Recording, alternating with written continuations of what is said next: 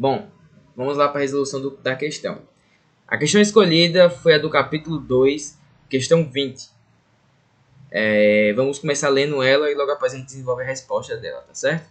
A posição de uma partícula que se move ao longo do eixo x é dado por x igual a 12t² menos 2t ao cubo, onde x está em metro e t está em segundos. Logo após ele passa determinando as questões que vão de A a I. Determine a posição, a velocidade, a aceleração da partícula, que está em t igual a 3 segundos. Qual é a coordenada positiva máxima alcançada pela partícula e em que instante ela é alcançada? Qual a velocidade positiva máxima alcançada pela partícula e em que instante ela é alcançada? Qual a aceleração da partícula no instante em que a partícula não está se movendo, além do instante t igual a 0? E a última questão, determine a velocidade média da partícula entre t igual a 0 e t igual a 3. Bom, eu e meu grupo, a gente resolveu separar em 3 partes a resolução dessas questões, certo? Vendo aqui para a folha do caderno, a gente faz primeiro a letra A, a letra B e a letra C, que é a primeira parte e também é correspondente ao primeiro código. Na letra A, ele pede para a gente dizer qual é a posição da partícula quando t está no instante 3 segundos, quando t é igual a 3. Então, como ele já dá a função posição para a gente simplesmente substitui t por 3, encontrando 54 metros. Na questão B, ele pede a velocidade, então é necessário a função velocidade. Como a gente não tem essa função velocidade, a gente usa o teorema onde a gente sabe que a derivada da posição é igual à velocidade. Ou seja, derivamos a função posição, encontramos a função velocidade e fizemos o mesmo processo de t igual a 3. Substituímos e achamos 18 metros por segundo. Na questão C, ele pede aceleração. Usamos o mesmo processo, pois, conhecendo a função velocidade, podemos derivar e encontrar a função aceleração. Passamos pelo mesmo processo de encontrar a função aceleração, substituímos e encontramos menos 12 metros por segundo ao quadrado. Ao chegar no código, a primeira coisa que a gente faz é importar a nossa biblioteca e o comando diff, que é o comando de derivada. Depois, nós definimos o símbolo, que é x, a variável x. No caso aqui, a variável é t, mas aqui nós definimos x. E especificamos qual o valor de x que nós queremos, que é o x-valor, que é igual a 3. Depois definimos a primeira expressão, que tem por nome expressão, que é a função posição. Logo após, calculamos a primeira derivada. Então, denominamos primeira derivada igual a diff da função expressão, que é essa aqui acima. Logo após, a gente coloca o termo posição para a gente conseguir imprimir o resultado da letra A, que é a função expressão substituindo x pelo termo 3, que é o x-valor. Logo após, a gente calcula a segunda derivada com o comando diff para encontrar a aceleração e denominamos segunda derivada. Logo após, pegamos o resultado da letra B, onde a gente denomina velocidade igual à primeira derivada substituindo x por 3. A gente está fazendo os mesmos processos que a gente fez aqui. Perceba que para encontrar a posição, a gente só pegou a função expressão e substituímos o valor de t no x. Logo aqui em seguida, para achar a velocidade, a gente só pegou a primeira derivada, que é a derivada da função posição, mesma coisa que a gente fez aqui, derivamos a função posição e substituímos em t igual a 3. Mesma coisa aqui, velocidade é igual a primeira derivada substituindo x por 3. E aí, por fim, imprimimos os resultados, né? Fizemos a coisa com a aceleração, e, derivando a velocidade, encontramos a aceleração, né? Denominamos segunda derivada. Logo após, imprimimos o valor certinho. Vou colocar para rodar aqui. E a gente tem a expressão, né? A gente tem o que o código imprimiu para a gente. Que é a expressão original, a posição igual a 54, a primeira derivada em relação, a gente tem aqui ó, a função velocidade, aqui no caso, a própria velocidade, que é 18 no instante 3, a segunda derivada, que é a função aceleração encontrada, e a própria aceleração, tudo batendo com os resultados, 54, 54, 18, 18, menos 12, menos 12, tá certo? Na segunda parte da resolução, nós vamos fazer da C até a letra H, certo? Vamos ver o que ele pede na letra C. Na letra C, na letra D, perdão, ele está pedindo qual é a coordenada positiva máxima alcançada pela partícula e em que instante ela é alcançada. Ou seja, ele quer o ponto máximo alcançado pela função posição. Concorda? Porque se ele está pedindo qual é a coordenada positiva máxima, ele quer saber qual é a posição máxima que ele quer alcançar. Ou então, a gente vai fazer o processo para achar os máximos e mínimos de uma função, que são derivar igual a zero. Ou seja, para encontrar o ponto máximo de uma função, como está escrito aqui na nossa correção, nós derivamos x de t igual a zero. Fazemos todo o processo e vemos, e é bastante importante lembrar que 4t é o instante em que a posição chega ao seu máximo, é o instante em que a função chega ao seu máximo. É muito importante guardar essa informação aqui. Logo após acharmos o ponto, derivamos, valemos a zero e achamos 4t, e achamos 4, que é o ponto de t que a função alcança o máximo, nós pegamos o 4 e substituímos na função posição no lugar do t. Então, em vez de ser x de t, fica x de 4 igual a 12 vezes 4 ao quadrado menos 2 vezes 4 ao cubo, que é igual a 64 metros. Tá ok? Fica 64 metros. E por que é importante guardar?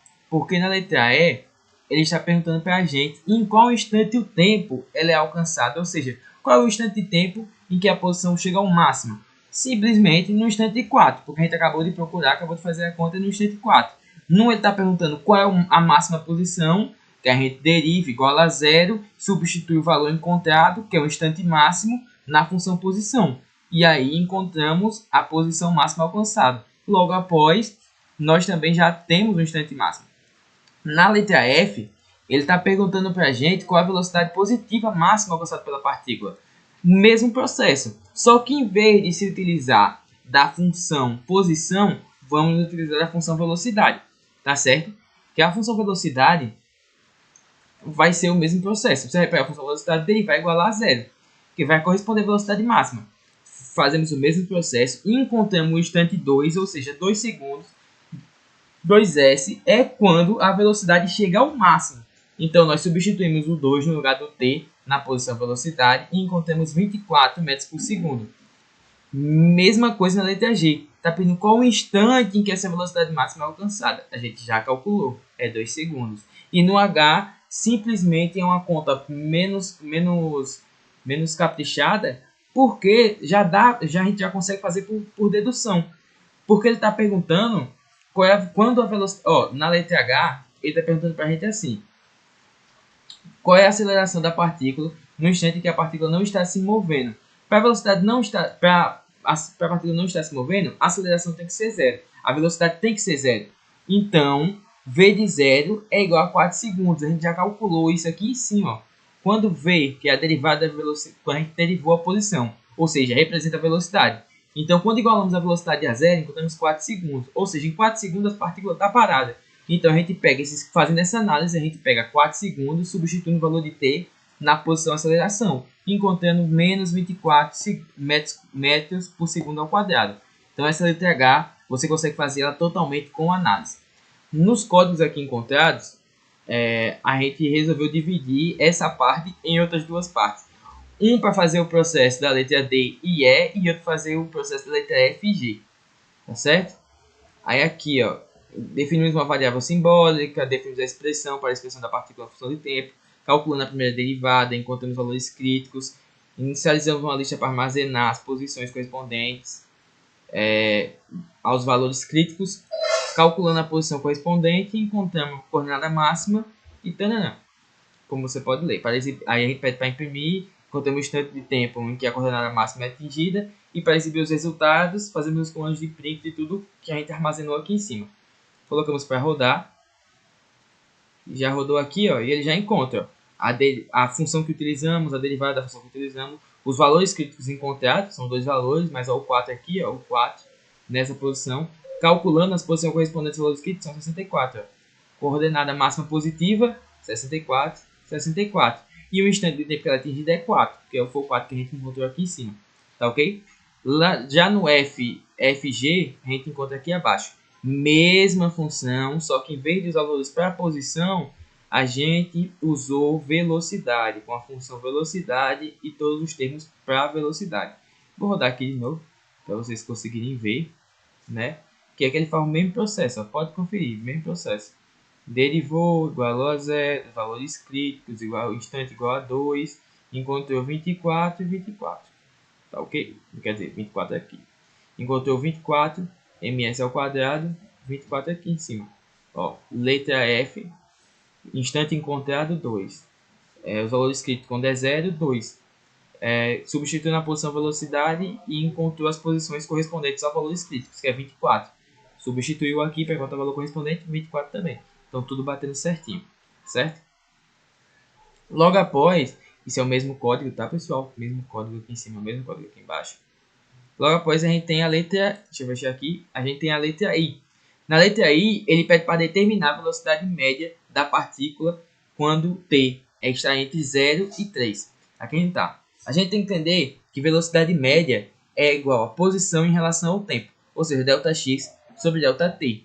Logo, a gente pode resumir o que? Espero que esteja boa a visualização, perdão, aqui foi um erro de ortografia meu.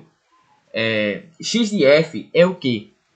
É o tempo, o t final na função posição, menos o xi, que é o tempo inicial na função posição. Qual é o tempo inicial? 0. Qual é o tempo final? 3. Ou seja, pegamos a função posição, substituímos no lugar de t, 3, que dá 54. Então esse aqui é o nosso x final, 54 metros. 54 metros aqui em cima. Logo após o nosso tempo inicial, substituímos t por 0 na função posição.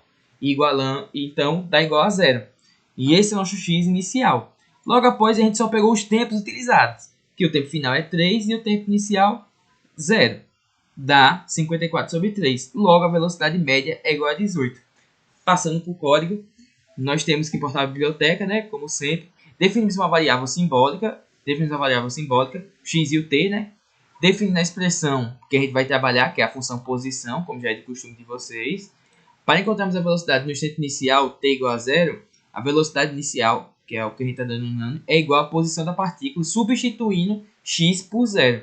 Ou seja, ele está falando que a velocidade inicial é isso aqui, ó. A velocidade inicial é isso aqui, ó, pra gente. É t, é a função x, função posição, com em vez de t sendo 0. Aqui é a mesma coisa. Em vez de ser x, que a gente já falou que x é a mesma coisa que t, então x, substituindo x por 0, a gente fala que é a velocidade inicial. Tá dizendo aqui. Logo para a velocidade final, a gente substitui x por 3. E a velocidade média é igual a essa formulazinha aqui, ó. A velocidade final, menos a velocidade inicial, tudo isso dividido pelo ponto final menos o ponto inicial. Ponto final menos o ponto inicial. Essa formulazinha aqui.